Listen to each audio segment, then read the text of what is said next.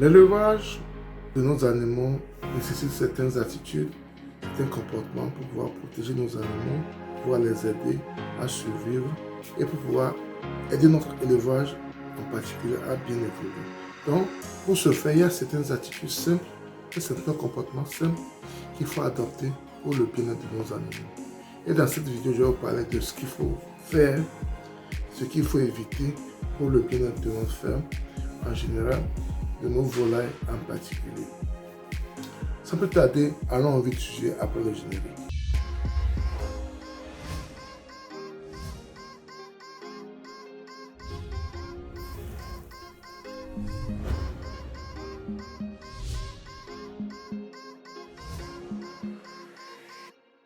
Si je me découvre pour la première fois, mon nom c'est Sabi Aliati et sur ma chaîne Ezra Group, nous parlons d'investissement en général en agriculture et l'élevage. Cette thématique te soit importante également, tu as deux choses à faire. Abonne-toi à notre chaîne Ezra Group, clique sur la cloche de notification pour ne pas rater nos vidéos à chaque fois que nous en publions. Ensuite, partage au maximum pour qu'elle puisse atteindre plus de personnes. Et n'oublie pas surtout un pouce pour permettre à YouTube de diffuser nos vidéos à plus de personnes. Dans l'élevage de nos animaux, un aspect vraiment important qu'il faut prendre en compte pour le bien de nos animaux, c'est l'alimentation et l'eau. L'alimentation que nous donnons à nos animaux doit être saine et il ne faut pas donner des produits avariés à nos animaux parce que ce sont des sources de maladies. Et l'eau qu'ils doivent boire doit être des eaux propres.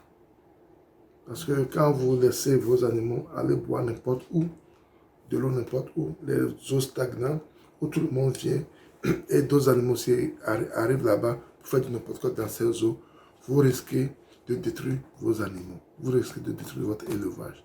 Donc, l'alimentation et l'eau sont vraiment importants pour le bien-être de nos animaux.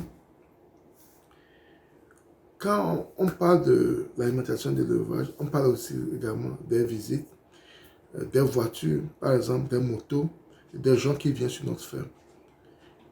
Il faut éviter cela au maximum. Parce que les gens qui viennent sur nos fermes des fois sont des gens qui apportent des maladies. Ce n'est pas parce qu'ils le font exprès, mais ils le font sans savoir. Quand une voiture va sur une ferme et revient sur notre ferme, il peut prendre des maladies là-bas, des germes de cette maladie là-bas et l'apporter sur ta ferme. De même pour les motos, les taxis-motos et de même pour les hommes qui vont visiter une ferme et reviennent visiter une ferme. Donc, quand les gens comme ça viennent sur votre ferme, il faut prendre le temps de les déparasiter, les désinfecter pour que ça n'agisse pas, pour que ça ne détruise pas votre ferme. C'est très important. Ce sont des vecteurs de maladies, ces germes.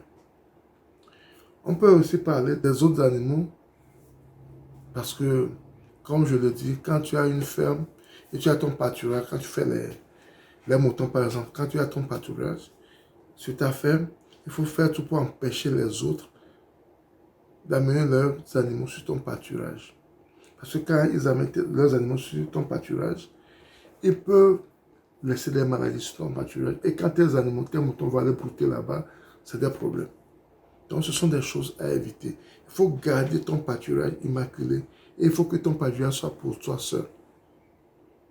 C'est pourquoi il est bon d'avoir son propre pâturage pour permettre d'éviter certaines maladies. Parce que quand tu amènes tes moutons un peu partout pour brouter, les autres aussi amènent leurs moutons là-bas pour brouter, les risques de contamination sont élevés.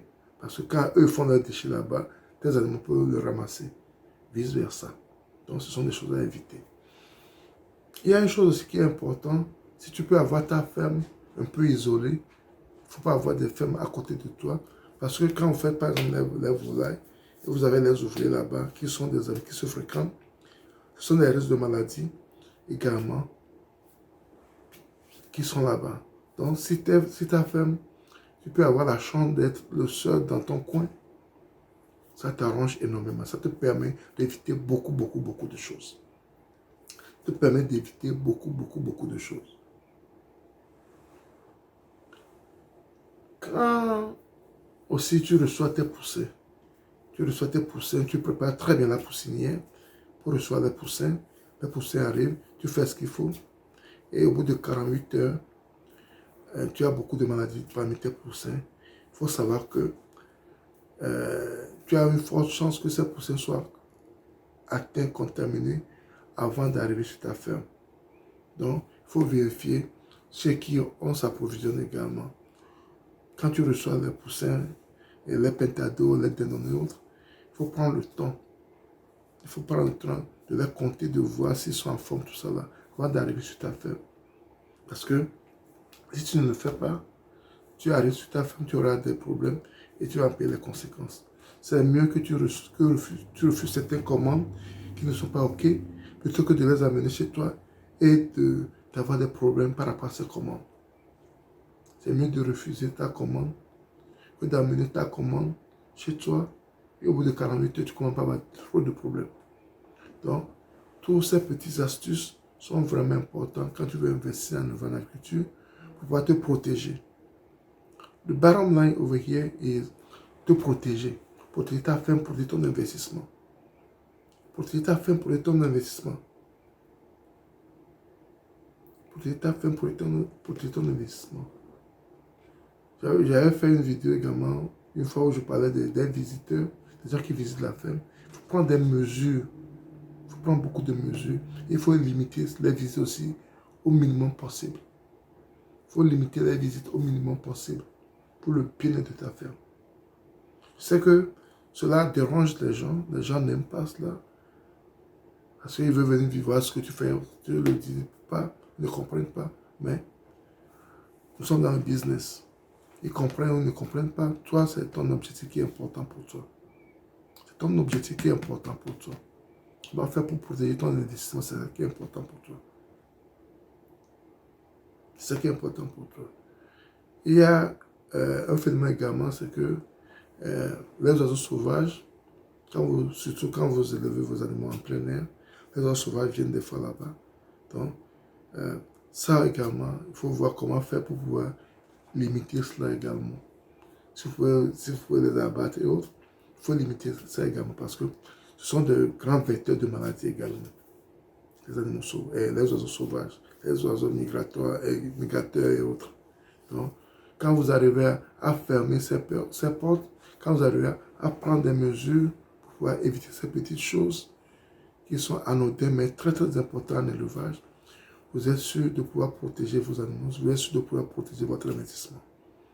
On ne va pas cesser de le dire, on va toujours le dire parce que la répétition aide également à assimiler ces choses qui sont primordiales, qui sont très très importantes pour nous. Ces choses sont vraiment vitaux pour nos fermes. Donc, à bon entendeur, salut. Et c'est ce que je tenais à partager avec vous ce matin. Si vous avez aimé la vidéo, ne la gardez pas pour vous. Partagez-la autour de vous pour que ça puisse aider aussi d'autres personnes qui sont en investissement au niveau des fermes, pour pouvoir protéger leurs fermes. Parce que c'est très important de protéger notre investissement. Et si vous n'êtes pas encore abonné à notre chaîne, abonnez-vous à notre chaîne. Partagez-la autour de vous. Un pouce pour permettre à YouTube également de diffuser nos vidéos à plus de personnes. C'était ça et à la prochaine. Bye bye.